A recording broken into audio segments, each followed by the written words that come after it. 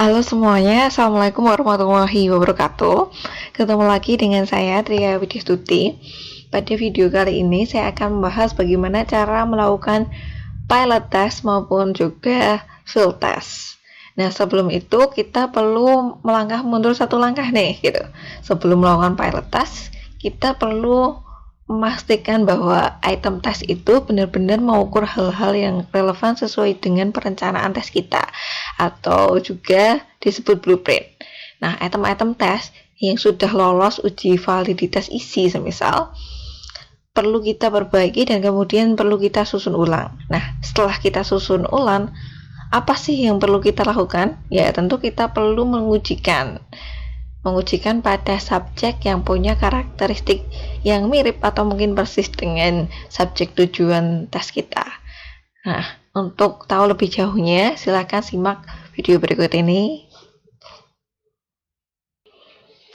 Oke, melakukan pilot and field test. Gambarnya pesawat ya, karena memang pilot dan field test ini cukup berhubungan dengan bagaimana kerja pesawat. Nanti akan kita bahas.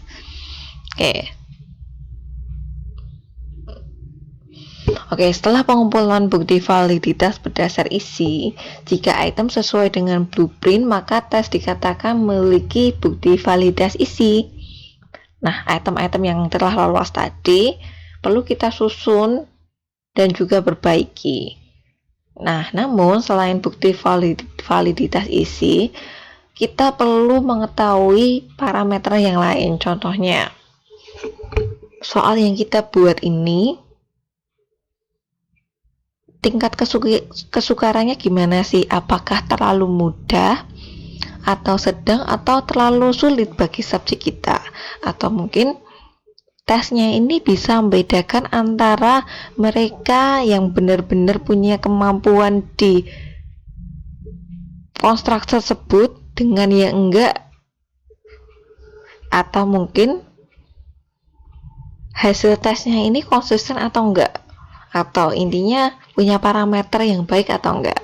Nah, untuk menganalisis parameter item, maka perlu dilakukan pengujian terlebih dahulu, di mana pengujian ini ada yang namanya pilot dan juga ada yang namanya field test. Nah, apa sih bedanya akan kita bahas di slide berikut ini. Yang pertama, persamaannya. Nah, keduanya ini, baik pilot maupun field test, merupakan rangkaian pengujian untuk memberi bukti bahwa skor tes memiliki parameter yang baik. Nah, keduanya ini juga melibatkan pemberian tes pada subjek dari kelompok yang menjadi sasaran tujuan tes. Oke, bedanya terus apa sih gitu? Yang pertama, pilot test. Pilot test ini merupakan uji coba awal atau biasa disebut preliminary. Nah, kita balik lagi ke gambar pesawat nih. Nah, untuk memahami pilot test, jadi sebuah pesawat ini sebelum digunakan untuk mengantarkan penumpang yang lebih banyak, maka perlu dilakukan uji pilot atau mungkin uji awalnya dulu untuk memastikan bahwa pesawat baru ini benar-benar bisa beroperasi dengan baik.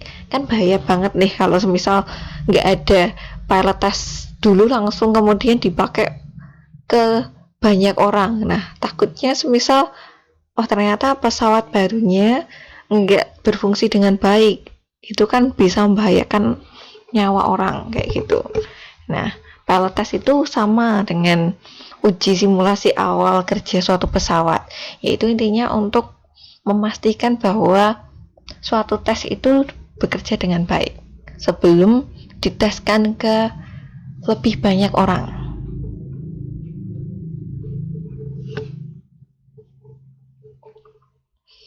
Oke, dalam pilot test ini karena merupakan uji awal, di sini memungkinkan yang namanya adanya perbaikan item karena emang tujuannya adalah untuk pengujian awal. Nah, di sini Di pilot test ini, subjek ditanya terkait pemahaman instruksi dan juga soal.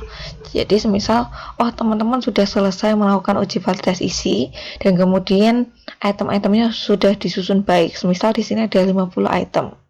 Nah, 50 item ini diujikan kepada semisal 20 orang aja semisal. Nah, 20 orang ini yaudah diteskan seperti kita mengetes tes beneran gitu. Mereka diminta untuk mengerjakan tes. Nah, selama mengerjakan tes ini ditanyakan, ada nggak sih kesulitan dalam mengerjakan tes? Misal, instruksinya jelas atau enggak kayak gitu. Nah, kalau semisal instruksinya ini kurang dipahami kayak gitu, semisal perlu ditambah kalimat ini. Nah, karena memang tujuan pilot test emang untuk memperbaiki tes kita gitu. Dan juga soalnya juga bisa diberi masukan oleh subjek. Semisal mengerjakan soal tes matematika, kok jawabannya nggak ada sih gitu di ABCD, harusnya jawabannya semisal 81, ternyata di pilihan ganda nggak ada kayak gitu. Nah, maka perlu dilakukan perbaikan karena memang pilot test ini tujuannya untuk pengujian awal aja, untuk memperbaiki tes untuk lebih siap diujikan ke banyak orang atau digunakan secara real. Nah, kemudian yang kedua field test. Kalau di pilot test tadi uji awal, field test ini adalah uji coba lapangan dengan sampel lebih banyak. Dalam field test ini harus memperhatikan yang pertama ukuran sampel dan juga situasi tes. Oke. Untuk mendapat parameter item yang cukup akurat dan stabil, maka data harus diperoleh dari subjek dengan jumlah besar. Jadi ketika sudah melakukan field test, akan lebih baik jika teman-teman melibatkan subjek yang banyak. Kenapa sih harus subjeknya itu besar? Karena dengan subjek yang besar diharapkan akan menghasilkan skor yang terdistribusi normal sehingga akan lebih representatif, akan lebih mewakili populasi yang ada di lapangan.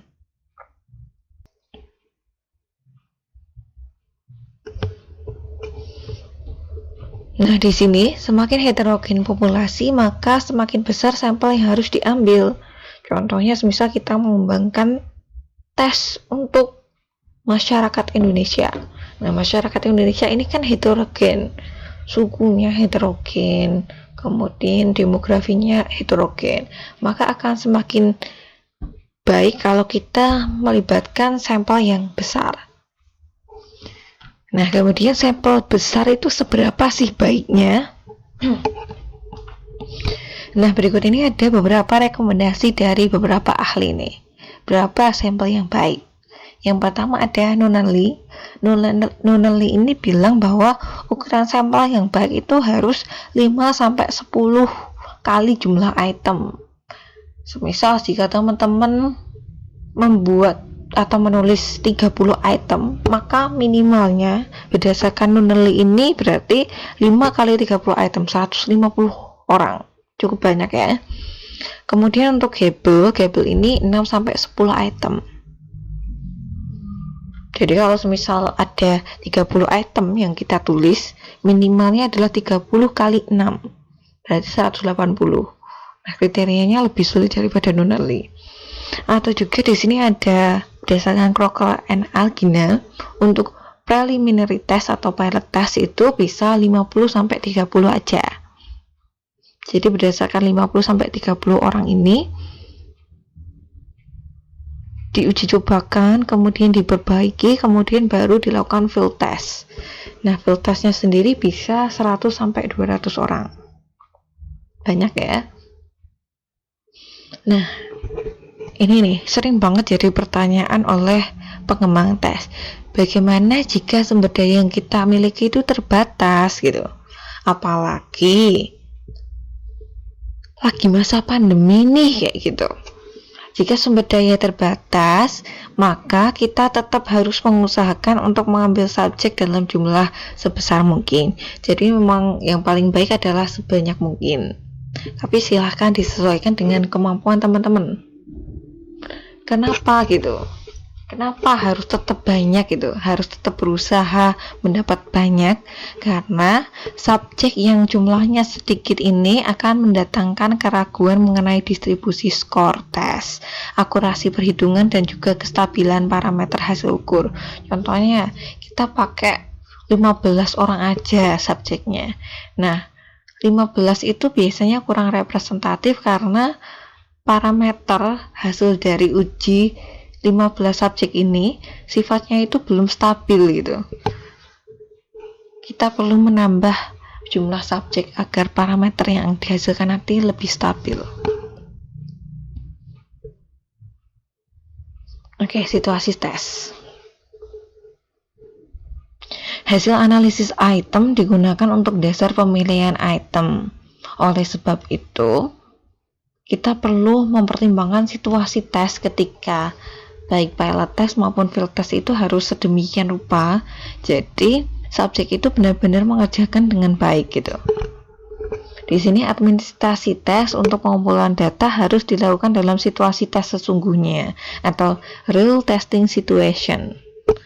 Kenapa? Ya karena agar subjek itu benar-benar mengerjakan dengan sungguh-sungguh.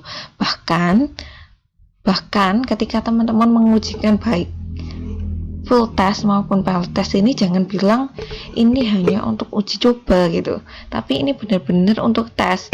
Karena kalau semisal teman-teman bilang tes ini untuk uji coba atau mungkin untuk menganalisis parameter item, mungkin nanti subjek ini akan mengerjakannya akan berbeda jika kemudian semisal tes ini untuk kuis atau mungkin untuk UTS mata kuliah ini gitu. Tentu motivasinya akan berbeda. Yang satu karena dibilang tesnya untuk uji coba kakak tingkat, ya udah ngerjain sebisanya aja gitu. Yang satunya semisal ini untuk kuis gitu, dan memang skornya nanti dipakai untuk semisal skornya nanti akan diakumulasi dalam nilai akhir kita di suatu mata kuliah. Misal karena skornya benar-benar untuk skor kuis nih gitu, maka dia akan berusaha untuk mengerjakan dengan sebaik mungkin. Oke, yang pertama kita perlu memperhatikan format tes.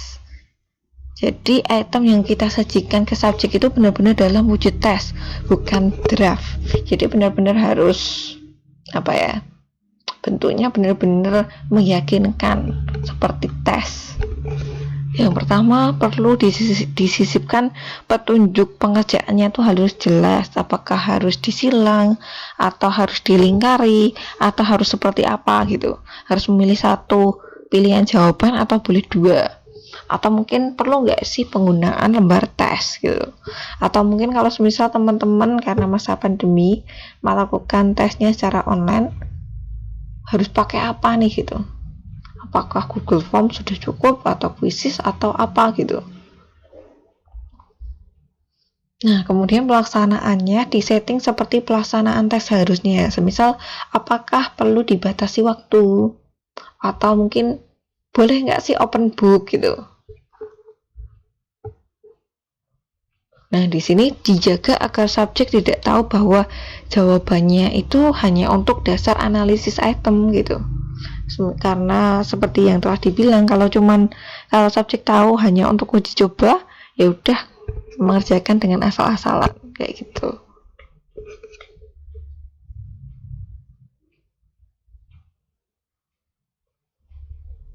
Jadi memang akan lebih baik jika tes yang kita kembangkan itu semisal kita join dengan dosen semisal, kemudian dipakai untuk beneran kuis gitu, karena nanti tesnya benar-benar akan bermanfaat karena benar-benar dipakai gitu. Oke, berikut referensi dari materi hari ini. Nah, sebenarnya untuk referensi perlu saya singgung sedikit. Mungkin kadang mahasiswa seperti ini ya, akan lebih gampang kalau referensinya tuh cuma satu dan berbahasa Indonesia. Tapi memang untuk mata kuliah konstruksi tes, saya menyusunnya dari beberapa buku, karena memang satu buku itu nggak cukup, karena perlu diramu atau mungkin disintesis dari referensi yang lainnya. Nah, kemudian juga sebenarnya teman-teman itu perlu untuk membaca bukunya langsung, nggak cuman mendengar penjelasan dari saya atau slide presentasinya, karena penjelasan dari buku itu tentunya akan lebih lengkap dan teman-teman akan mendapat lebih banyak. Oke, ini reminder aja. Dalam minggu ini teman-teman silahkan melanjutkan melakukan pengujian bukti validitas berdasar kontennya atau validitas isi. Jika teman-teman perlu merevisi soal, silahkan segera revisi, kemudian nanti dilakukan pengujian validitas isi.